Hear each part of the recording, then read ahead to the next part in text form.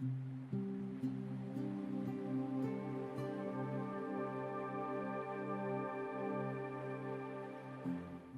my name is Anita Kilgore. I'm a licensed electrologist here in Paintsville, Kentucky. I've been a licensed electrologist for about 16 years now. Today I want to teach you about electrolysis. Electrolysis is permanent hair removal. As a matter of fact, electrolysis is the only way to permanently remove hair forever. Laser hair removal is not permanent. The FDA approves laser hair removal for permanent hair reduction. The word reduction means it only reduces the amount of time the hair comes back, but the hair still comes back. The way electrolysis works is, I insert a tiny needle in the hole that's been created from the hair coming out. If you think about it, the hair had to create a hole to come out of the skin, right? So you really don't feel the needle going in.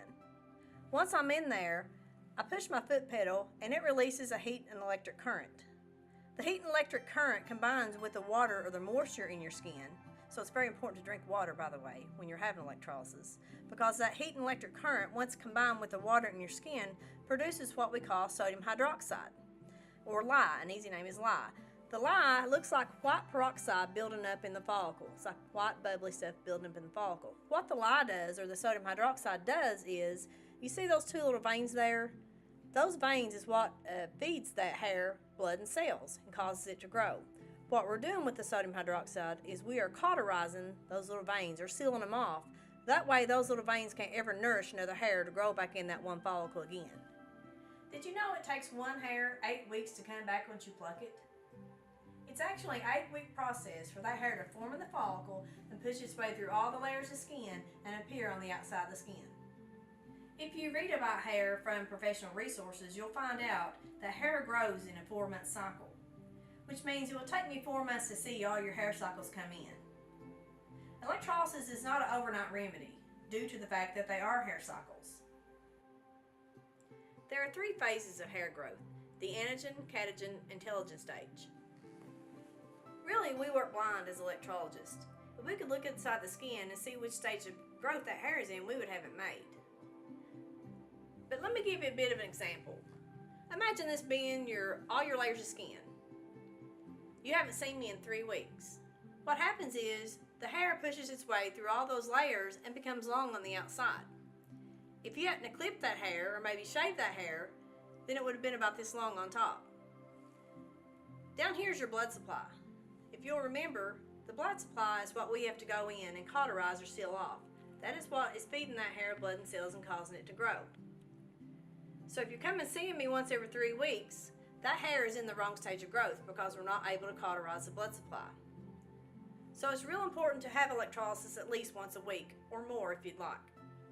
The needle is sterile, it's packaged individually, and when opened, it is inserted inside the needle holder.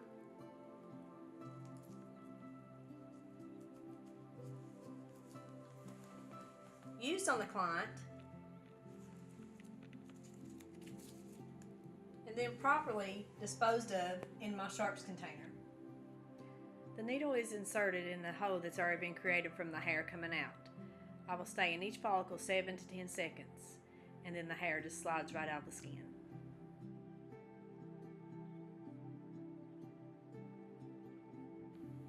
Electrolysis is totally safe. The biggest thing that can happen with electrolysis is a white zit, or white pimple. If you leave here and go swimming, jogging, work in the garden, anything to cause yourself to excessively sweat that evening, I can almost guarantee you're going to get a white pimple because you've clogged up the sweat pore that I've opened and was working on.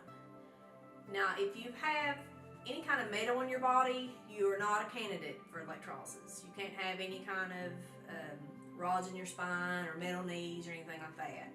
But that's the only thing that keeps you from being able to have electrolysis.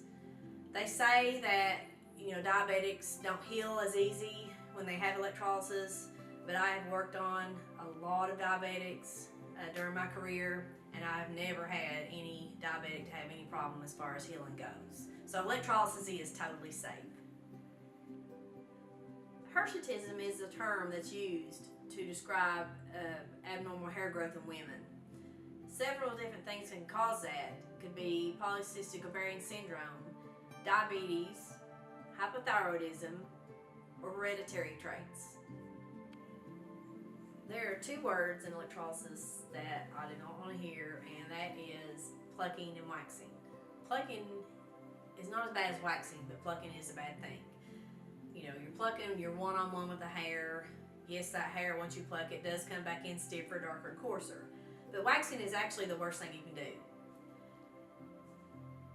You have vellus hairs or peach fuzz hairs on your face. Well, those are mixed in with the ones you hate. So let's say you've got some chin hairs and you spread that wax on your chin. The friction of pulling that wax gets that blood circulating in a little peach fuzz follicle, and guess what? That peach fuzz follicle grows back in stiffer, darker, and coarser, just like the ones that you don't like. So then you have a full beard or a full upper lip or full eyebrows, and you're wondering what has happened. That's exactly what has happened. You've taken every bit of the peach fuzz off, caused them to grow back in stiffer, darker, and coarser. Thank you for watching this video. If you are interested in permanent hair removal, please give me a call at 606-792-0599, or you can private message me on Facebook. Hope to hear from you soon.